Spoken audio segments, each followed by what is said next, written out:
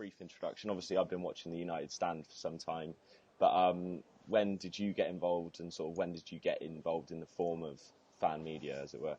I think the United stand. I lose track of time now because I think the United stand probably started around 4 years ago, and effectively it was just a concept I had for. To be honest, I was just on holiday and I was lying by the pool just thinking about football, and I had no idea about YouTube or Twitter at that stage, and I was just like, Right. I'm a little bit bored of all the punditry, and obviously it's very scripted, so I just wanted to do something that was knowledgeable, which I think fans are, but not sort of tamed by the media. So that's where it all started. And then obviously I came into it, looked at YouTube, and there was one or two channels out there at that time. So then it was about tailoring it again to be very different to how they were. So you sort of talked about when and why you started, but was that the only motivation for you, or was there anything else that motivated you to get involved? Not really, because I mean the simple thing is I just wanted to do something for myself, but also potentially, hopefully, bring out what has actually happened, which is a community for football fans to have their say. I mean, I've been around football all my life, and I used to really be frustrated after a football match. Say if Manchester United lose a game, you're really frustrated, you want to have a vent, and you wait for Sir Alex Ferguson to come out, and he was always, contrast to Mourinho, he would keep it in-house, so he wouldn't come out and say the things you wanted to, like, we were rubbish today, he'd keep it in-house. Sure. So then you go to football forums, which are, your old BBC 606 forums, and you type away, but then you've got to wait 10 minutes for someone to reply. So it really was about creating something where there is that instant interactivity, which is what we have on the United stand, and that's what I wanted to replicate create from the outset. There's always one club out of the top six that is in crisis at any one time, and I feel like it's been like that for the past few years. There's always got to be one fan base, even mainstream media or social media, that's just going mental. How do you respond to the sort of notion that United stands or United fan channels are becoming similar to what Arsenal Fan TV have gone through in the sort of later years of Wenger, and what they've sort of come out of the other side as performances have improved? How do you respond to that sort of sentiment? I think it's an interesting observation, and what I would say is, I'm no fan of Liverpool. I don't like Liverpool. I wouldn't go as far as saying hate, because I don't believe in that, but definitely they're their biggest rival, and I would love to see them relegated, because that's just what rivalry is.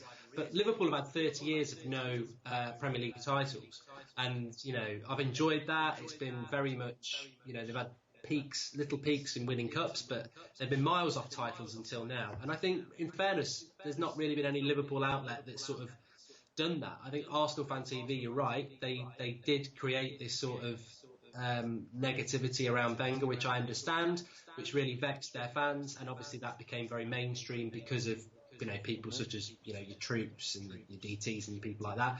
I think with the United stand, we're very conscious of that, and I think that we are going through a period that with Mourinho is frustrating and dividing the fan base. I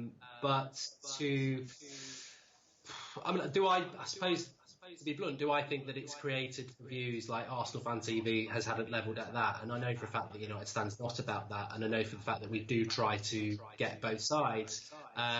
I just think that at the moment there is a lot of frustration around the Manchester United fan base, and I do think there is a very, very big difference between Arsenal and Manchester United. I do think that the success of the Arsenal Fan TV brand was that a lot of fans outside of Arsenal watched it, because it was not laughing with them, it was laughing at them. It was like, here's this club that actually isn't a very big club, you've not won a title for a very long time, and you're acting like you should be winning titles. It's sort of like the spoiled kid mentality. Whereas I think with United, people find it funny, but obviously United are the biggest club in the world, really. They are a massive, massive club, and they should be challenging for titles. It's like Juventus of Italy, Bayern Munich of Germany, Real Madrid and Barcelona in Spain. Manchester United should always challenge for titles, and they're nowhere near it. So there is a lot of frustration, but I don't think it's as much of a gimmick as it was with Arsenal. I think, and also you've got hardcore United fans who will stick by Mourinho, will stick with the club no matter what. So I think it's a very interesting dynamic at United. What do you think about the fan cam? I'm using fan cam as a specific example because I know there's a lot of channels that, well, if you look at the Red Ben TV, for example, their content's very good, but it's a lot less focus, especially when they go to the ground, on getting that sort of reactionary fan cam that you would get maybe on Full Time Devils or you would get on Arsenal Fan TV. How do you feel about it? Is it the best way to create fan content, especially right after a game when emotions are high? You know what? I'll be honest with you, and I was never a fan of fan cams, which I'll explain in a minute. But just going to the Redmen TV, I think what they do is very, very good. What they do, and we've sort of had interactions with them. But in all honesty, the fan channel medium is like any medium. There are politics involved, there are personalities involved, and there are people who think the way they do it is better than the others. So, I've always said this about fans in general, is that, I think fans in general are mugged off by clubs. It's all about taking money from them. And I think if fans walked away from football, football would fall apart. But fans will never walk away from football because we're all tribal and we'll never come together, which is the beauty of football. It's all different opinion. But on fan cams specifically, I was never a fan of fan cams, and we didn't do fan cams for a long time. And it's somebody who approached me and said, you really should be doing fan cams because you could do it in a different way, which I think we do. But I always felt that they were a sort of dangerous medium, really, because it's like, well, I've been a victim myself. I always have done a match reaction, and I'll do my match reaction a minute after a game. And I'll go into it, and then I'll look at the comments a couple of hours later, and it can go one of two ways. People can really cling on to what I've said, or they'll go, you're overreacting. And after a few hours, I won't even agree with what I said after a minute after a game. So I think fan cams can be very reactionary, and because of that, it can become... Well, they do become popular with other clubs, because it's like if you lose badly and someone's ranting, then obviously other clubs are laughing at it. And obviously if you win and somebody's really rubbing it in, that can come back and bite you on the face. So from a TV point of view, or a traditional TV point of view, it provides the key sort of glimpses of popularity, whether it's good or bad. But as a medium, I can understand that maybe your better content tailored to your audience comes from maybe things that aren't fan cams. Speaking of traditional forms of TV, I spoke to a guy at Sky. He basically was the social media editor, and he talked about how Sky's attitudes have changed to fan cams. I was really surprised almost in the last sort of 12 to 18 months, because in my head, someone that's into it, I thought that it was like sort of a medium that had been embraced more by the mainstream in the sort of 3 to 5 years. But apparently it was really, he was saying that, listen, like, we've only just started to take these guys seriously. And I just wondered what you thought about it. Do fan channels have a place, sort of much of an overlap with main broadcasters like Sky or BT, or do you think it could potentially, in years to come, become something that rivals sort of post-match analysis on mainstream forms? I mean, I think it's very, very important that it remains fan-owned and fan-driven, because I know, obviously, Sky and BT and people like that obviously will look at something that's popular and they'll want a piece of that pie. But they are restricted in many ways, that they have massive sponsors, they have deals with the Premier League and clubs, and they have access to players, etc. So you're only ever going to be able to play at it, really, because I think you can bring in a Robbie from Arsenal Fan TV or a me from United Stand, and you can put us on Sky as a sort of, what do you think about this? What do you think about this? Could it ever marry together? I don't think it works. I think the great thing about it is that you've got two very distinct sort of things, and that's diversity, isn't it? That's the way football should be. I think that was the problem I go back to at the start, was that I think a lot of football content was so diluted for many years that, your analysis is an ex-professional footballer, your presenter is somebody who's, polished and, very straight down the middle. And I think with fan content, you never really know what you're going to get. I mean, yes, we can support a club, but if somebody puts in a bad performance, I think a fan is quite happy to go down the pub or go on a fan cam and say, Paul Pogba was dreadful today. He's not fit to wear the shirt. And it doesn't mean next week you're not going to say he's great, but can Gary Neville say that? No, he can't. Can, Jeff Stelling say that? No, he can't. So I think also, I just think they are very, very different, and I don't personally think that they should come together. Yeah, the modern football fan inhibits a landscape where traditional media forms are on the decline and online platforms are on the ascendancy.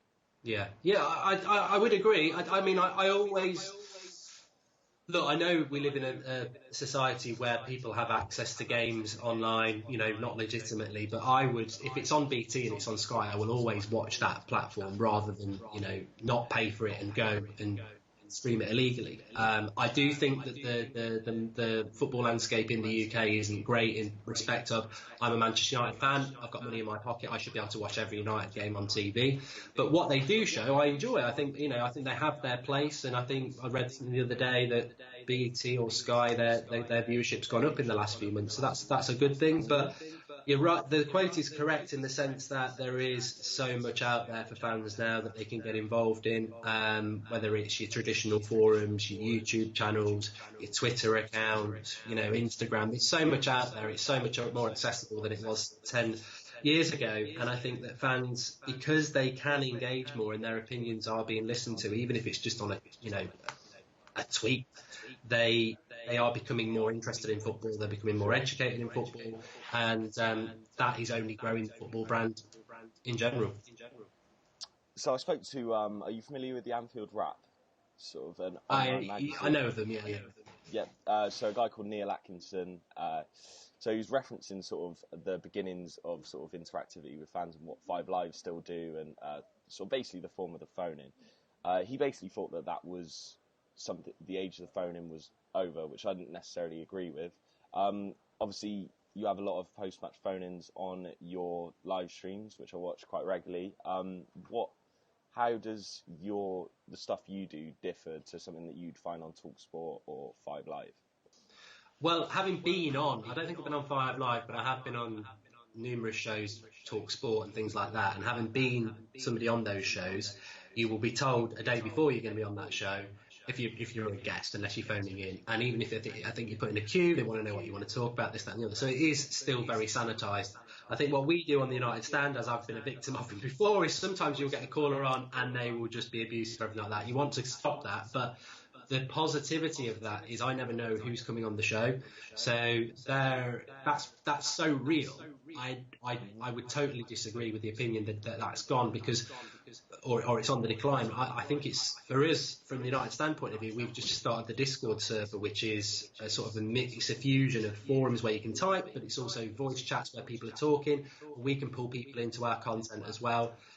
So that's something that's absolutely massive to us, because it's not only does it mean that you're getting very different opinions, you're getting very different opinions from all over the world.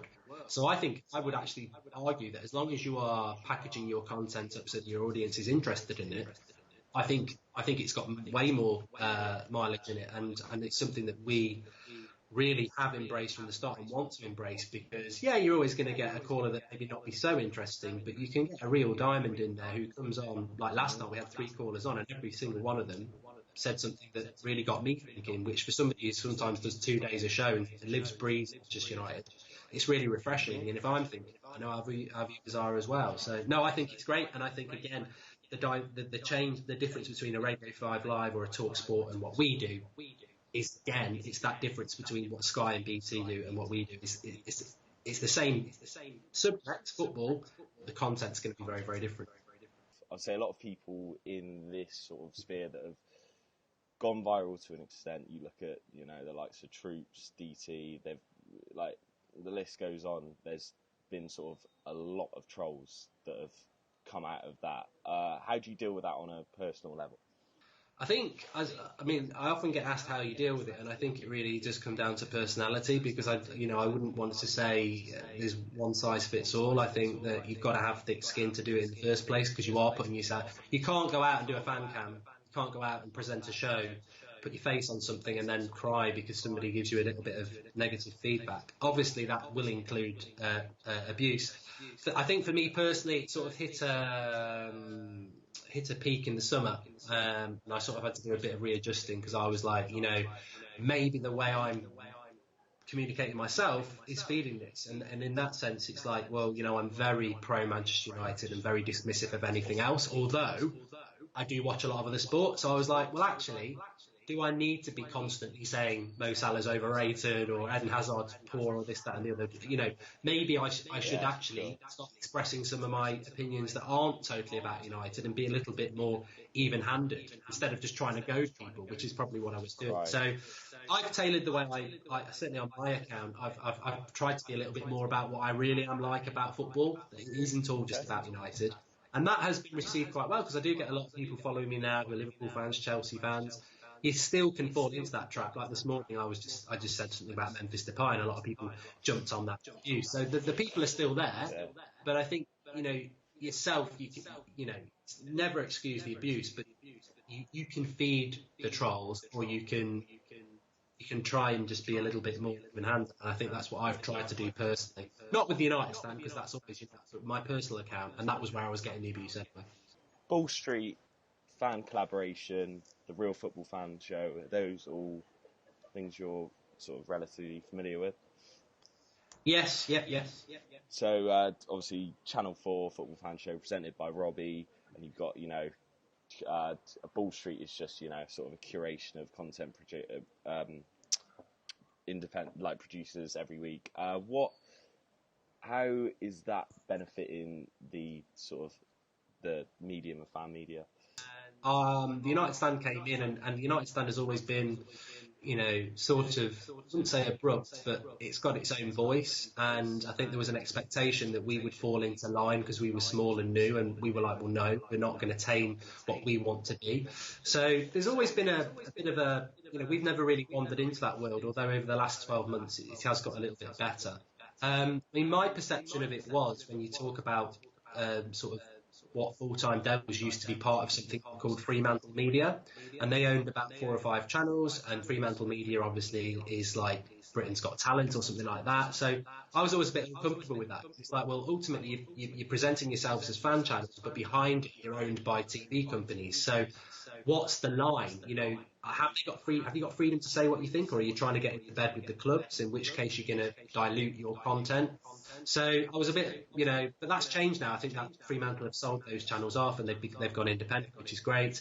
Ball Street, again, I've not had any contact with them for a while, but they were trying to sort of hoover up a lot of fan channels under the Ball Street brand, so it's like all under one, which again for me I was a bit like, we've had conversations with them, and they were like, do you want to come in and get involved in it? And I'm like, no, it's very important to keep our independence.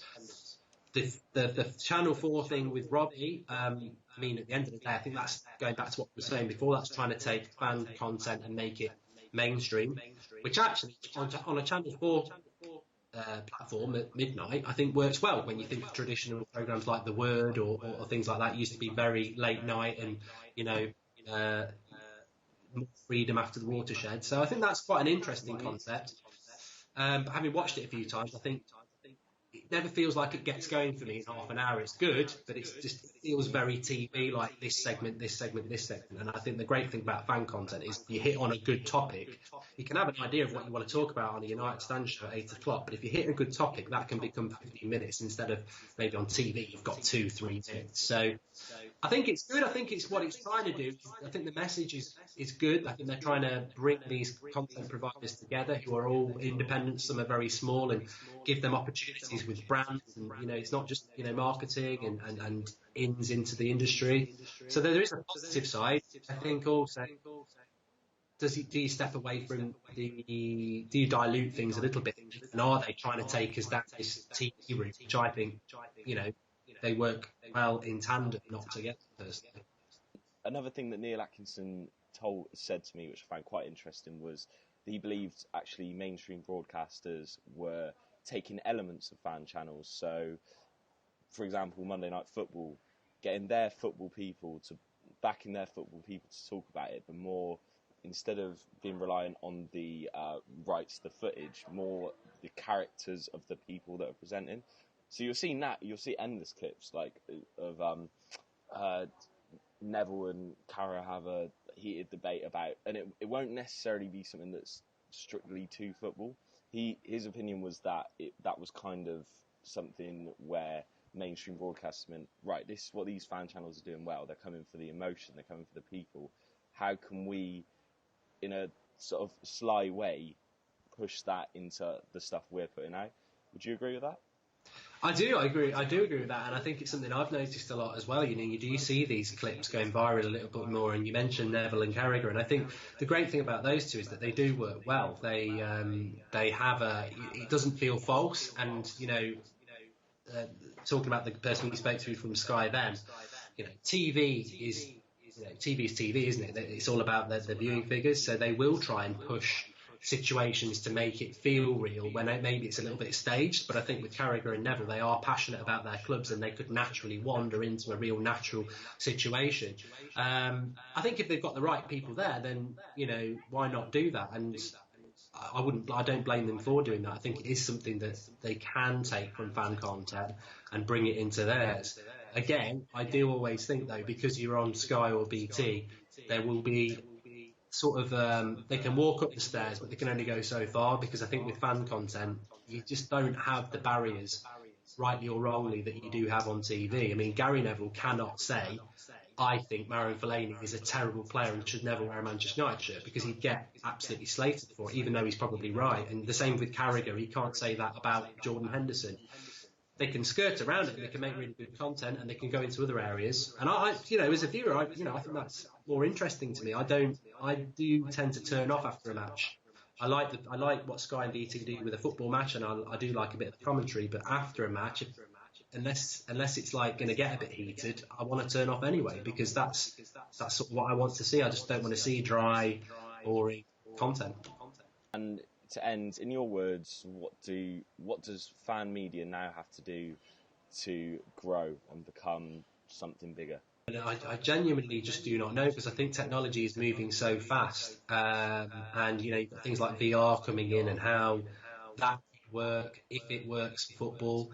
But the thing I would say is that I think football fans are always going to exist around football, because football doesn't exist without football fans. So it's about, that's the customer, that's the viewer, that's the person we have to engage, and we do it in a very different way to BT and Sky. So for me, it's about staying in touch with football fans. I think you can get very, very big, like people like True Geordie, Arsenal Fan TV, and True Geordie's moved into a different arena, but he still does his football stuff. So Arsenal Fan TV is probably a good example of something that's going to get 1 million subscribers on YouTube soon, which is very, very significant for a independent fan channel. So I think that the most important thing is to not go down the path that I think some do, where it's like you have the same fans on the fan cams, you have the same people on the content, and the people on the channel become the stars of the show. That is something that I think is really important. You've got to keep the fans engaged. You've got to keep your ear to the ground with what the fans are, because the minute you start believing your own hype, then I think you just become a BT or a Sky, and that's no offence to them. They are big brands with and they stand for something, and I think the fan channel should always stand for the fans. So yeah, I think it's really, really important that the fans are always front of camera, front of thought in what you're doing. Because if you lose that, then somebody else will come and start doing it.